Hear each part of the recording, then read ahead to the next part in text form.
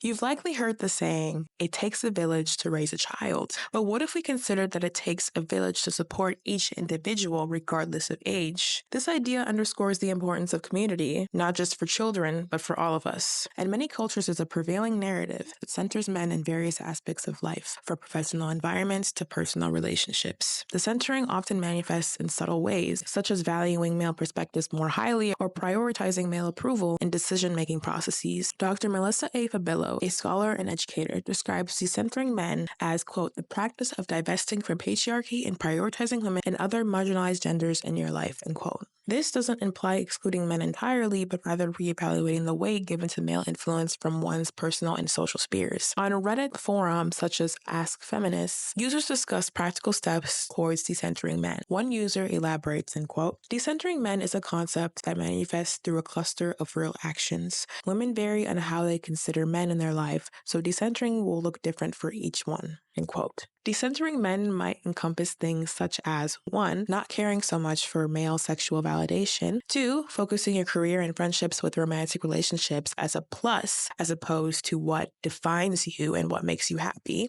3. Learning to stick with your choices, even if they make you less desirable to men. 4. Trying to read, listen, or watch more women-focused media. Or 5. Placing more value in women's advice and life experiences. Some women find that avoiding relationships with men is what helps them decenter them. Others prefer to cultivate their friendships, but shift the way they feel towards them. And lastly, some might find purposely directing their energy into female friendships more useful. An illustrative example of this shift is South Korea's 4B movement, which stands for, quote, no sex, no dating, no marriage, and no childbirth, end quote. Emerging in response to systemic gender inequalities, the movement encourages women to opt out of traditional roles that often place disproportionate burdens on them. While the movement has been empowering for some, it's also faced criticism for potentially excluding LGBTQ+ individuals and reinforcing binary gender norms. Decentering men is not all about rejecting relationships with them, but rather fostering autonomy and building supportive communities. Decentering men is not about hating men. It's not about not dating men. It just means that you live your life and you make life decisions based on what is authentic to you, and not based on this idea that you have to do things to be attractive to men. It's about asking oneself, am I making the choices based on my desires and values, or am I being influenced by the need for male approval? It might be difficult, but the self-awareness is the first part of it. In all, by shifting focus from seeking validation to cultivating self-worth and community connections, women can create balance and more fulfilling lives. Ayada out.